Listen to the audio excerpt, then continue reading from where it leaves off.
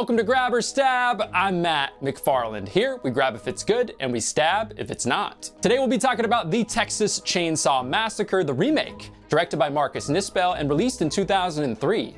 But before we get into all of that, let me explain how decisions are made around this place on whether or not to grab or stab a movie. First of all, it comes down to how good are the kills. Second, the characters.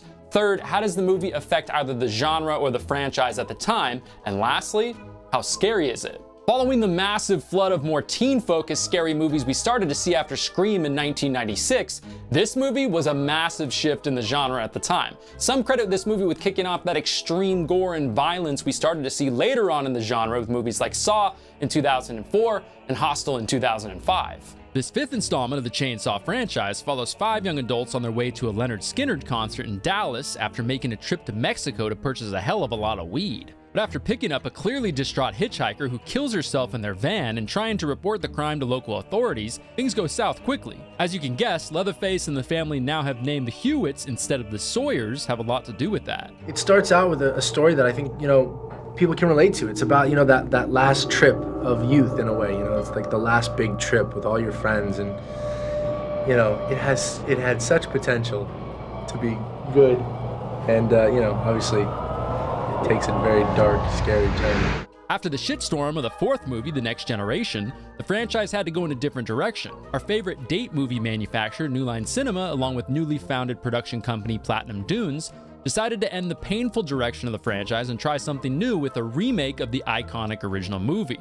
Along for the ride again are Tobe Hooper and Kim Hinkle from the original, who are co-producers on this one. And this time around, we get everything we didn't get in movies 2, 3, and 4. Great music, terror, jump scares, and you bet your sweet little perky ass we get our favorite overindulgent lumberjack finally putting his favorite tool to good use. Oh my. The Texas Chainsaw Massacre remake is your definition of your early 2000s horror movie. Tight clothing, attractive young adults, drugs, plenty of blood, jump scares, great scary music. And you know what? I ain't mad at it. And unlike the original movie, where the gruesome deaths and violence was off-screen or implied, they do none of that shit in this one, which I liked. Hell, at one point, even Leatherface gets his damn arm cut off. Mike, how was your reaction when you first watched the movie? It was wild. Do you want to see what his reaction was? Yes. He was like this. He was like this inside my arm. That's what it was. I was like, it's okay. With the new take on the franchise in place, New Line was skeptical though and thought that women were gonna hate the movie, but much to their surprise, they were wrong. Nispel and the crew also decided to ditch Leatherface's childlike personality completely. So no more whining, no more screaming, none of that stuff. Yeah, I'm looking at you, Next Generation. This time they just made Leatherface a psychopathic killing machine on a rampage. Not only that, but we get a full name for Leatherface in this one, which is revealed as Thomas Hewitt, but also some more information on his backstory. We also get our first ever look at Leatherface without his mask, and damn, let's just say when he interviewed for a job at Abercrombie back in 2003, it didn't go so well. Maybe that's why he's so irritated all the time. Jokes aside though, we get a little bit more information in this movie about why Leatherface and the family kill the victims that they do. Leatherface as a kid had a skin disease and he was really picked on. So the family and Leatherface try to kill people who remind them of the people that bullied Leatherface as a child. For the majority of the movie, Leatherface was played by actor Andrew Brzezinski, who I thought did a solid job of portraying this new, more terrifying version of Leatherface, who is primarily driven in this movie by rage and revenge. I ran into Michael Bay at a party, and it was right after he had announced they were going to do the Texas Chainsaw Massacre. And I was like, man, Michael, I gotta play Leatherface. To prepare for the role, Andrew had to eat my personal dream diet, mainly consisting of brisket and white bread. That way he could try to get up to 300 pounds, but even with that, he still had to wear a fat suit to try to make sure Leatherface looked like he was pushing 4 bills. Which was probably a hell of a smelly, moist time as the weather was mostly hot and humid while filming. But he wasn't the original casting. Originally, actor Brett Wagner was Leatherface and even played the character for the first kill of the movie. But he was later hospitalized due to a heat stroke and was unable to finish the role. Fun fact, actor Dolph Lundgren, who you might know as Ivan Drago, almost was casted for Leatherface, but ultimately decided not to spend more time with his family. The Incredibles, reruns with the kids, chainsaw killings, I don't know, kind of a toss-up, Dolph. Leatherface's mask was created by special effects artist Scott Stoddard, who had worked with Michael Bay previously on the movie Pearl Harbor. Scott took inspiration for Leatherface's mask this go-around from tapes he found on Jeffrey Dahmer and crime scene photographs. For Leatherface, I saw him more as like a taxidermist. but it was in a childlike way as well. He saw things he liked and he put them together in ways that could work on him, but it was done very crudely. I started going through designs, putting the piece of a woman's mouth and nose down on the neck. Items that didn't make sense, but you knew that it was something that he really admired or enjoyed or liked about a certain person. I thought Scott did a solid job with the mask this time around for Leatherface. I saw it as a modern-looking approach to the original masks. Another great addition to the movie was bringing back the cinematographer from the original movie, Daniel Pearl. Pearl, come to find out, was really close friends with director Marcus Nispel, who met one another on several music video sets, which is where Marcus learned how to direct. After a successful career in directing music videos, this was actually the first movie that Nispel directed. Originally, he was opposed to remaking the movie and wanted his film debut to be an original, but Pearl and producer Michael Bay convinced him to do it. Nispel was notoriously direct and to the point on set, which others often teased him about, that it was just his German heritage. However, despite this, the actors and the crew really respected his fast-paced, no-nonsense approach and had a lot of fun on set. You hear stories from a lot of people about everyone goes to work and goes home and they're really alienated. We've had a chance as a cast to really bond and make real relationships on and off the set. You're rough on my back. Okay, so you like a little smoother like that? Michael Bay, who's best known for his directing on some massively successful movies like The Rock, Transformers, and Armageddon, had 2 years earlier created the production company Platinum Dunes. This newly formed production company's main focus was on making films for under $20 million using up-and-coming directors that he would mentor. Michael was confident he could do a lot with a limited budget after his start in music videos, where it was common to stretch a budget as far as you possibly could. It was my desire to create a company to help younger directors break into feature films. Commercial directors, sometimes there's the ad agency against the director. There's a big difference when you go to the feature world. It is a teamwork to get that movie made and to make it good.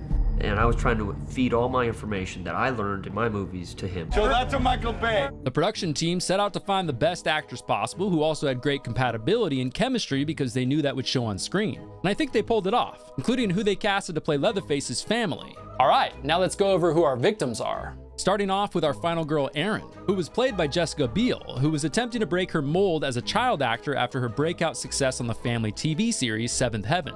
And help break it she does. I thought Biel absolutely killed it in this role as a straight-up badass. I also really enjoyed that her character made mostly smart decisions throughout the movie, which obviously is a little different than we're used to, where the prototypical horror victims are just dumb bags of meat ripe for the slaughter. So who would play alongside Erin as her love interest and eventual sacrificial lamb for our enjoyment? Well, Kemper. Kemper, played by Eric Balfour. Kemper plays the pseudo-leader of the group who's always fighting the inner battle of being a party boy, but also trying to keep his more straight-edge girlfriend Erin happy. If you were ever into early 2000s chick flicks or teen shows, chances are you've seen Balfour's face. And kind of like Jessica Biel, Kemper was stoked to step outside of the typical roles he'd played in the past. He always wanted to be in a horror movie that everyone was terrified of, so it's like kind of a dream come true. I'm gonna guess they filmed this before Leatherface concaved his skull in. Next up, we've got the professional cock blocker and intellectual of the group, Morgan, played by Jonathan Tucker. After that, it's Andy, played by former Levi Strauss model Mike Vogel. Mike Vogel's part was what I thought would be the toughest to cast for. His role is that of the guy who always says the wrong thing at the exact wrong time to say it. I guess that's what brains look like, huh? It's hard to make that guy likable. At least he's jacked though and can probably help defend the group, right? Well, not exactly, and you'll see what I'm talking about. And lastly, you've got Pepper, played by Erica Learson, who's not a horror rookie as she played a lead role in the Blair Witch sequel. I had to go back and watch the original. When I saw that, okay, this could be really, really scary. And that's why I wanted to do it. Pepper's the free spirit of the group who's got a thing for Andy. We find out from Erin that the group picked up Pepper hitchhiking 19 hours prior to the opening scene. Pepper's definitely a complete burden on the group throughout the movie, but at least she's got a hell of a set of pipes. Her audition was filmed in a large office building, and story has it that during her screen test, people in the other parts of the building actually called the police because they thought a woman was being attacked. The Texas Chainsaw Massacre 2003 remake was released in October of 2003, just in time for Halloween. And despite the critics poo-pooing this one, the real audience gave them the middle finger, and it debuted at #1 at the US box office, grossing $29 million in just the opening weekend, eventually grossing over $107 million worldwide, like I mentioned earlier, but on just a $9.5 million budget. So mix together a $9 million budget, and almost $100 million profit, and a #1 spot on opening weekend, bake that at $375 for 30 minutes, and you can guarantee your ass it's going to result in something almost as good as grandma's fresh oatmeal chocolate chip cookies, which is a hell of a lot more chainsaw movies coming to our screens. What else would be sweet, warm, and delicious? Well, finding out if the Texas Chainsaw Massacre remake is one we want to grab or one we want to stab. So let's get into the movie. This one starts somewhat similar to the original, bringing us to the scene of a crime. For them, an idyllic summer afternoon became a nightmare. And does that voice sound familiar? You bet your titties it does. John Larroquette, the voice of the original, is back to make sweet lovin' to our ears once again by narrating this one. This time, I'm gonna go out on a limb and say he wasn't paid just with weed like he was in the first movie. What's different this time around, though, is that instead of a narrated prologue, we get some great shots at some of the evidence that was found, including Leatherface's chainsaw. And if you haven't seen this one before and you don't care about spoilers, you can pause on one of the pieces of evidence and get a little insight on who one of the victims is. The next part was a really enjoyable addition to the remake that I enjoyed, which was what they call the classified police footage of the crime scene walkthrough, which I thought was a fantastic touch to the opening of the movie and really set the tone that this sure as hell wasn't going to be a comedic twist to the original. We see an officer at the Hewitt residence doing a brief walkthrough of the crime scene as he walks into the basement where most of the skinnings, body parts, and other stuff went down. This part's short, but don't worry, we get to see the entire thing at the end, which is great, trust me. Like the original, we follow our group of young victims in a van. In the van, we've got Andy busy making out with Pepper, Morgan smoking some of the group's newly acquired Mexican weed, and Aaron and Kemper are trying to get the group to their eventual destination, a Leonard Skinner concert in Dallas. The first stop, though, before the concert was to acquire 2 pounds of that fine Mexican devil's lettuce, which according to Kemper was supposed to be sold so him and Aaron can start a nice life together. I'm trying to keep my voice down though because Aaron doesn't know about that part yet. Aaron though had other plans for Mexico and wasn't really that happy about Kemper just wanted to go to Mexico and get shit-faced for 4 days, but I'm kind of with Kemper on this one. Isn't that kind of the point in going to Mexico? Luckily Aaron doesn't know the only reason they went to Mexico was to smuggle weed back across the border to sell for some cash. Unfortunately though, Morgan does spill the secret though and hints that they don't need to get mad about one joint being thrown out the window because they have 2 pounds of weed in the car. You see that piñata in the back of the car? That's not for someone's quinceañera. That's full of 2 pounds of Mexican weed. The group eventually comes across a distraught teenager who looks like she's on a bad acid trip. The teenage girl played by Lauren German clearly's been through some shit. What's your name? They're all dead. That's a weird name. The group can't figure out a way to get her to say pretty much anything other than I want to go home and they're all dead. As the group passes by an old Blair Meat Coast slaughterhouse, the young girl freaks out, grabbing the wheel of the car and forcing the group to stop. After the group calms her down a little, her last words are, "You're all gonna die," before pulling a pistol out from between her legs and blowing her absolute fucking brains out. The camera then moves back out through the hole in her head, just a great shot. The effect was done using an air gun in actress Lauren German's mouth while another person sat behind the seat with a gun full of all kinds of household items that could look like brains. Then the camera moved on a track through the van and through a dummy's head. Director Marcus Nispel said he thought about this particular shot for years, well before he directed this movie, and was ecstatic they had the opportunity to pull it off in this movie, and pull it off they did. This was a fantastically shot sequence here and arguably one of my favorite parts of the movie. Another fun fact, so the camera would fit through the dummy's head, it was filmed using an endoscopic lens, which is usually used for rectal exams.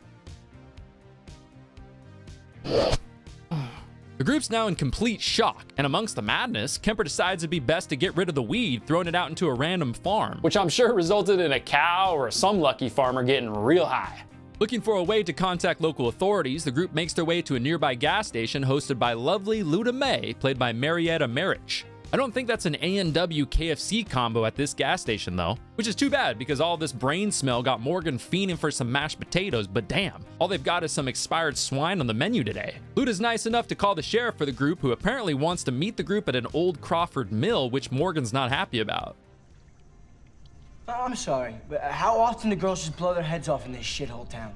My guess is as often as they marry their sisters in town, which is pretty often. The group arrives at the mill, which was an old cotton gin that had been abandoned for many years, another great find by the movie's location scout, Richard Klotz. Props to Morgan here as well, because he seems like the only one who knows exactly what they should do.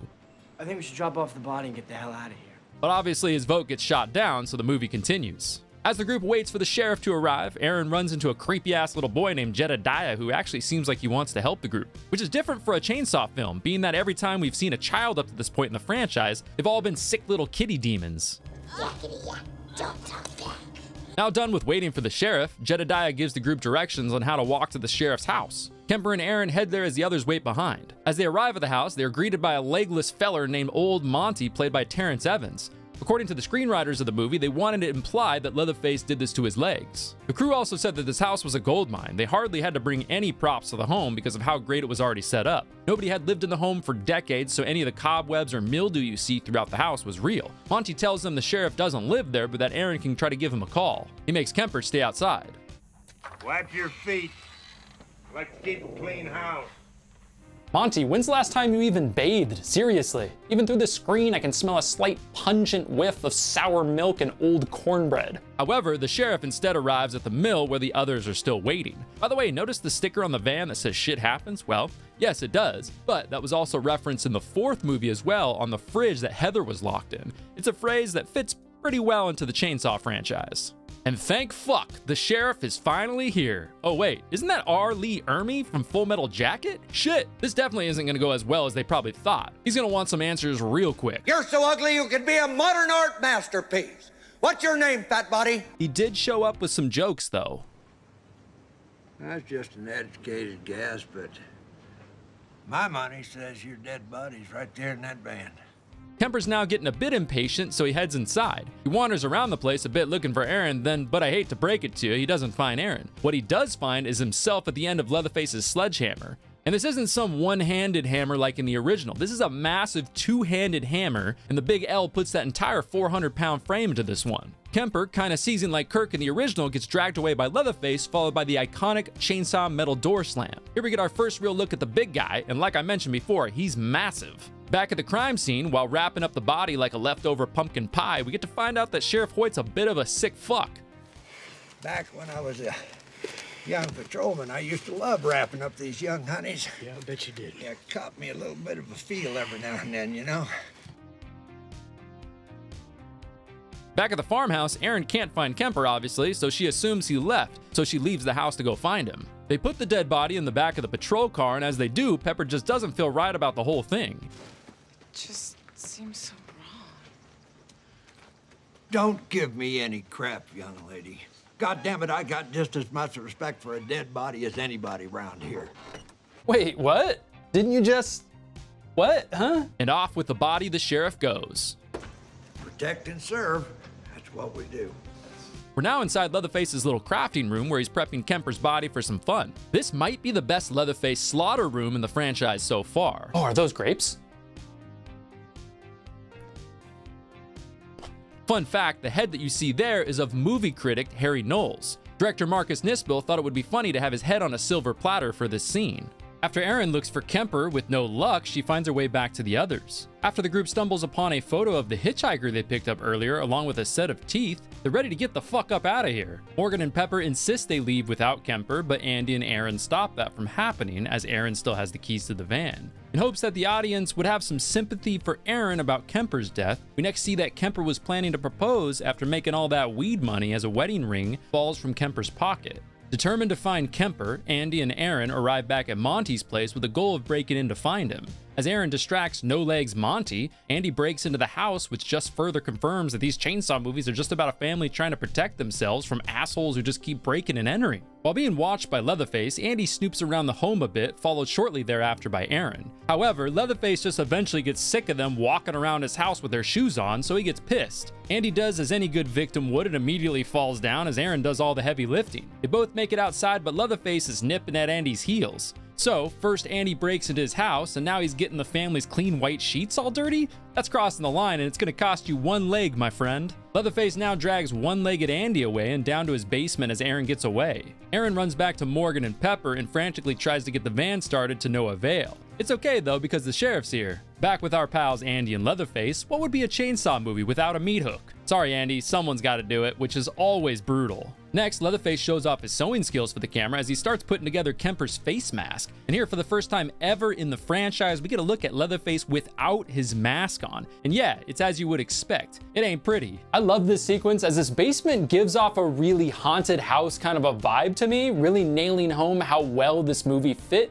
into its October release date. After interrogating the three some more about the murder, Sheriff Hoyt decides to haul Morgan off. As they drive away, the sheriff radios someone to let them know the two girls are good to go. Uh-oh. During the whole process, the sheriff beats up Morgan pretty bad too. As Aaron and Pepper try to get away in the van, they're attacked by Leatherface. Pepper makes a run for it, but unfortunately for her, gets chainsawed in the back before ultimately falling down and getting the saw off screen. Yeah, it is kind of lame that it's off screen, but this is the Texas Chainsaw Massacre, and I'm just stoked that we're finally getting served up a nice little charcuterie board of chainsaw fun in this one.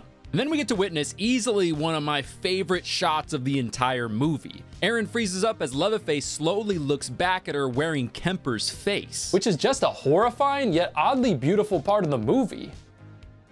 I actually have a very confusing erection right now because of how beautiful this shot is. The special effects team made this mask look so real by getting a life cast of actor Eric Balfour's face, creating a perfect silicone duplication of his face. Apparently the first time Eric Balfour saw the mask, he was pretty damn freaked out, and I don't blame him. Now rightfully terrified, Erin makes a run for it, finding herself at a nearby trailer where two creepy-ass women are enjoying a cup of tea. Turns out the sickly woman with the short hair is Leatherface's sister. We also meet a little child in this scene who Henrietta, the woman with the short hair, had stolen from another family, as Erin rightfully notices based off of a photo she finds of the child with its real family. Unfortunately for Erin though, during all of this, she was forced to drink a little bit of that famous roofie tea, which has her all kinds of sleepy. It's then wakey time as Erin's now in real deep shit, surrounded by the entire family at the farmhouse. And looky who it is again, Luda May, who as it turns out is Leatherface's mother. She accuses Erin of being just like the others who bullied Leatherface his entire life for his skin disease. Leather hauls Erin away and throws her down into the furnace room. Here, Erin notices Andy's also hanging out in the basement. Get it? After unsuccessfully trying to get Andy off the meat hook, Andy's had enough and just wants to be dead at this point. And in an odd turn of events, Andy somehow convinces Erin almost completely without hesitation to shank his ass and put him out of his misery. I actually thought this was one of the worst parts of the movie. Seriously? You're just gonna stab him in the belly like that? This is how this is gonna go down? As Leatherface watches from above, Erin looks around and stumbles upon Morgan enjoying a warm bath. With some help from the little boy from earlier, the two find a tunnel that leads to the outside. As Leatherface chases the three, they make it out of the house, locking Leatherface in behind them. Leatherface catches up to the two, and just as Erin almost gets the saw, Morgan fights back and ends up hung on a chandelier, where he gets the saw up and through the dick. This gives Erin just enough time to escape, where our final scene of the movie begins at a slaughterhouse. I'm still trying to wrap my head around the fact that we're 5 movies into the franchise, and this is the first time we've ever gotten a legitimate slaughterhouse scene. But hey, at least we're getting it, right?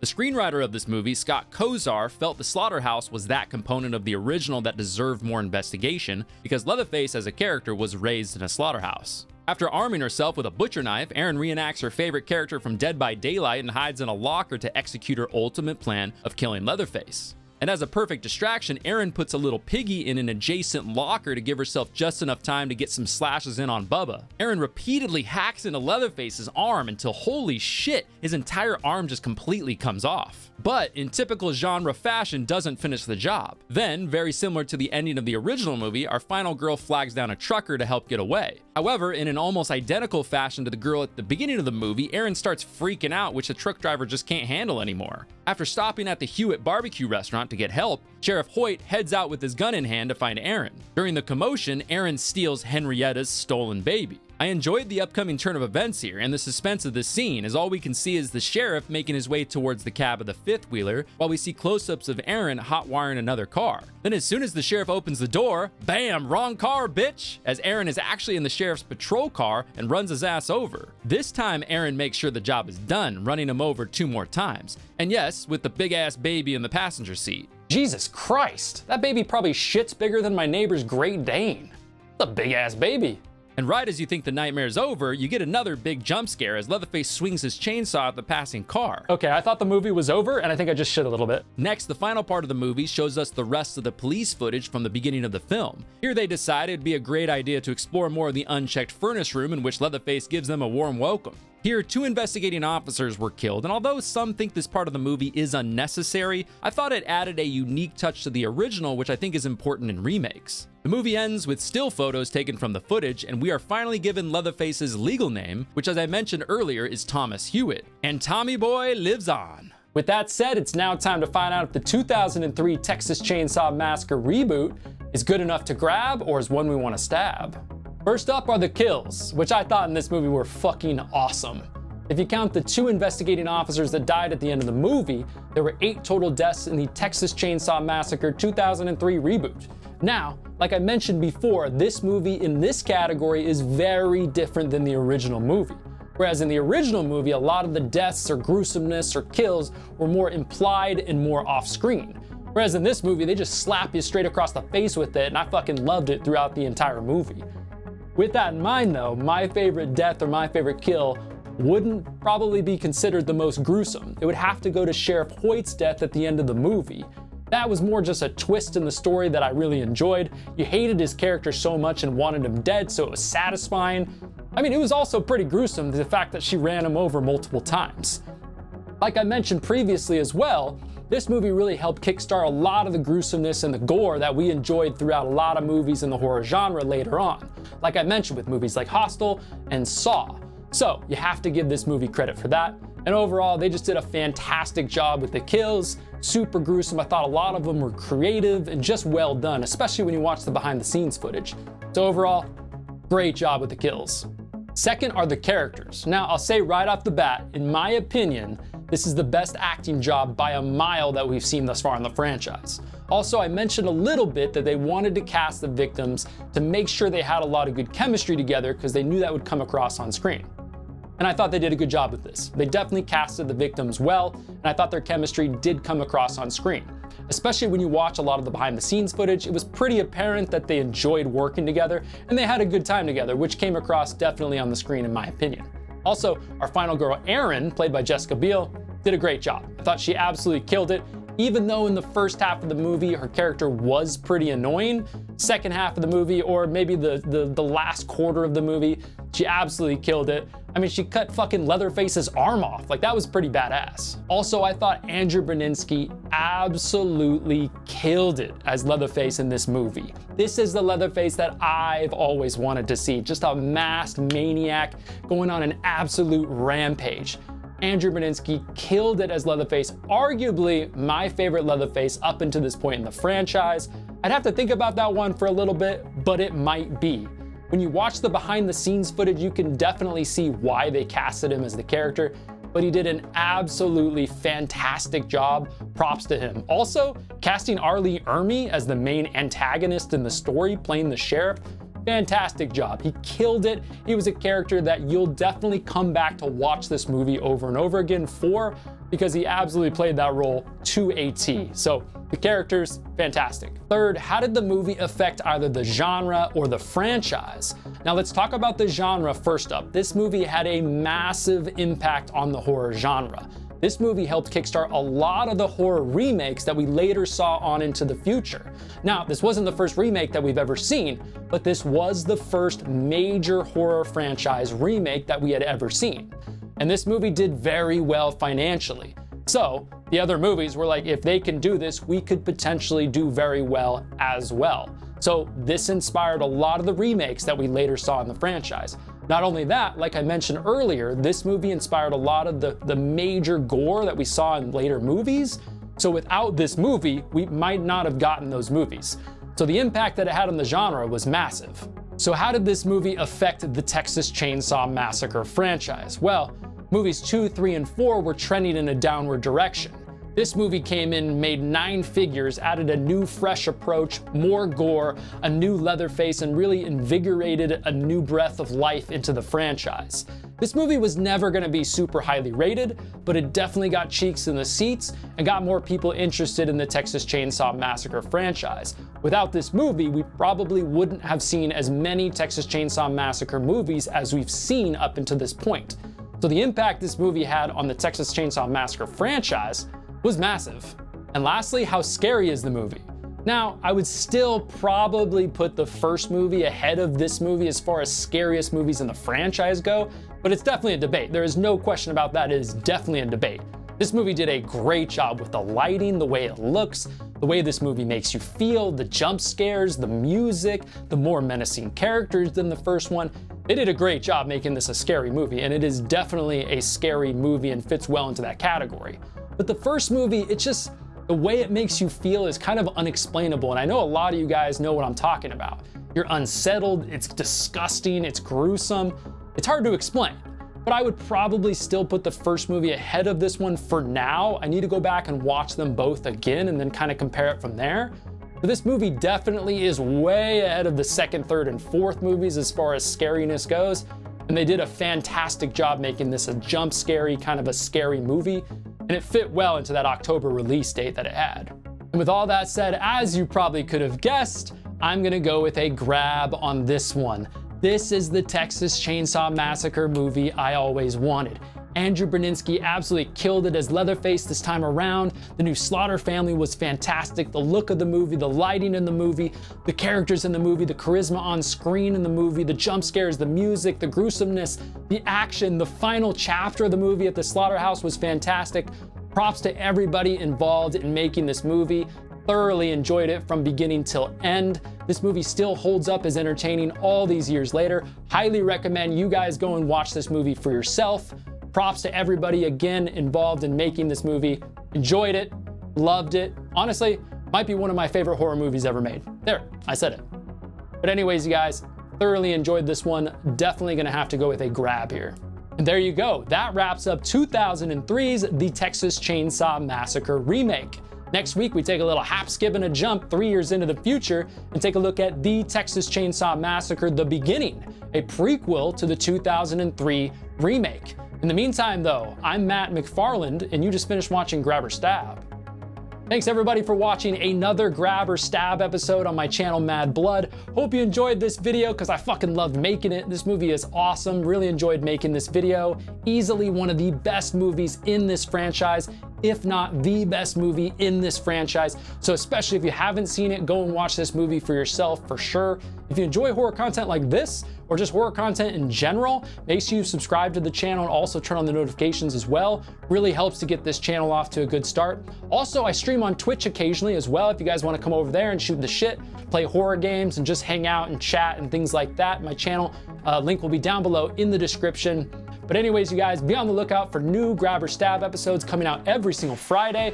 But anyways, I hope you have a great rest of your day, and take care, everybody.